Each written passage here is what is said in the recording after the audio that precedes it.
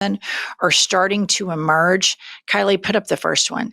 Tyler Robinson and his family don't look like trans liberals to me. Tyler's family is registered Republicans. His father is a minister and former law enforcement. They have family members in the military. Oh, and Tyler's parents introduced him to weapons at an early age. Kylie, put up these photos individually. Here he is with his father, and you notice his father has on kind of that Patriot MAGA coded style merch. And here he is, was raised in gun culture, shooting guns. So we knew that the person who shot Kirk would have to have experience. Here he is as a very small child with an assault rifle. This has sadly become a huge part of American culture where kids, here he is sitting down with a huge weapon. So this fits not the profile of a radical leftist, because we don't go to gun shows and take photographs with weapons. This sadly is what always comes out about these right-wing extremists. Gun culture is a huge part of it. Loneliness, radicalization online. The pumps, what did you say, the Utah governor? All this is breaking very quickly. The Associated Press is reporting what, Pumps? That that Tyler Robinson had become radicalized and got into politics recently and did not believe what Charlie Kirk believed, but it doesn't go into specifics. Okay. And then here's what we know about the shooter. Call to Activism is reporting Tyler Robinson of Utah. His father is a retired sheriff. They're Mormon. They're white. He was raised with guns and shooting, and he wore a Trump costume for Halloween. And you see these same photographs again, him with his dad, and his dad with that kind of patriotic black and white American flag, all that MAGA coded hyper masculinity style merch. And you see the gun in his hands when he is a small child. And then next up is that within the MAGA movement, if somebody steps out of line, they start to intercannibalize. And 2 days before the murder of Charlie Kirk, Laura Loomer was calling out Charlie Kirk online in a since deleted tweet.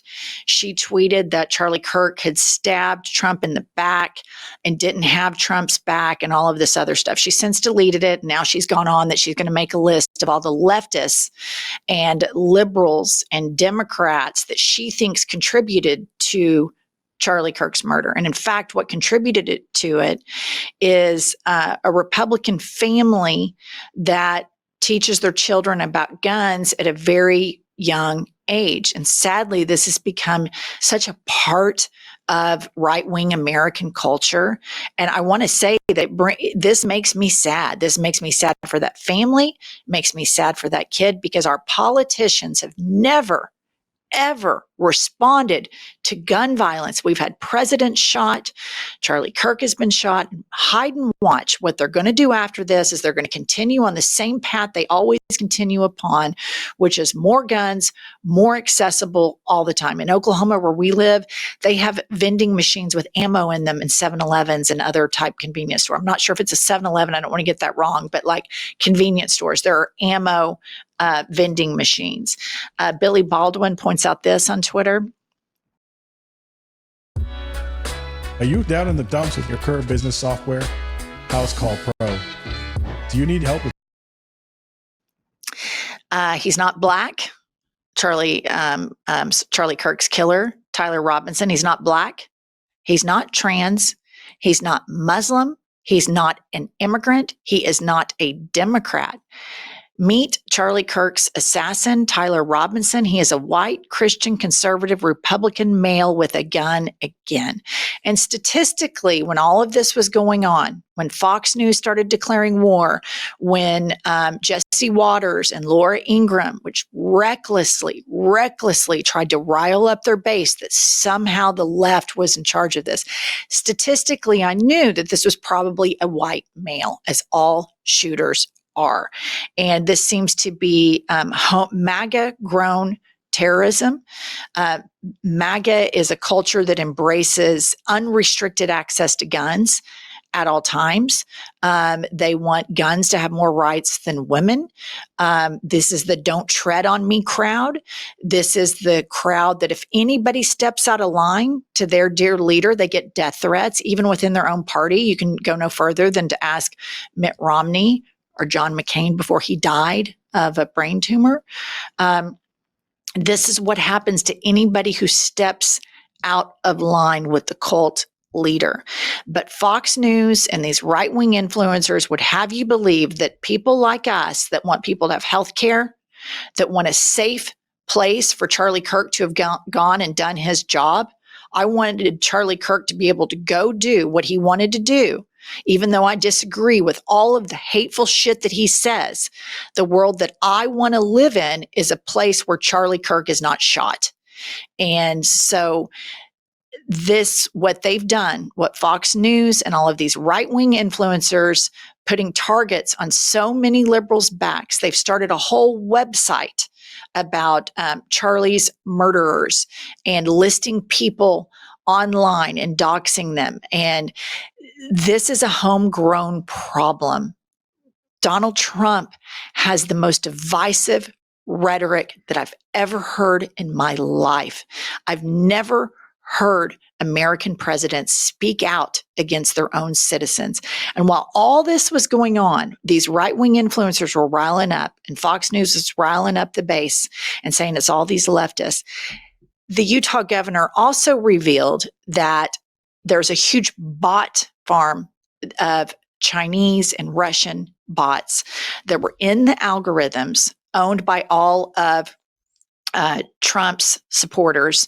Utah Governor Spencer Cox said Russian and Chinese bots are stoking violence online in the wake of Charlie Kirk's assassination.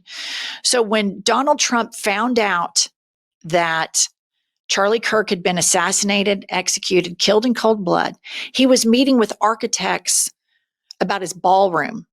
Mind you, the night before, Vladimir Putin sent drones over a NATO nation, Poland.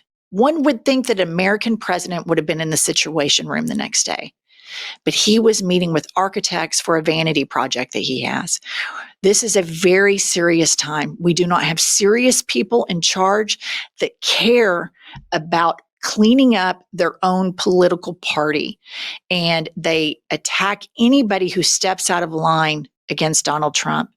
And I want to leave you all with Kash Patel at the press conference this morning. And I want to remind everybody that Kash Patel did a podcast before he was the head of the FBI, and he wore a shirt that said Cash Money.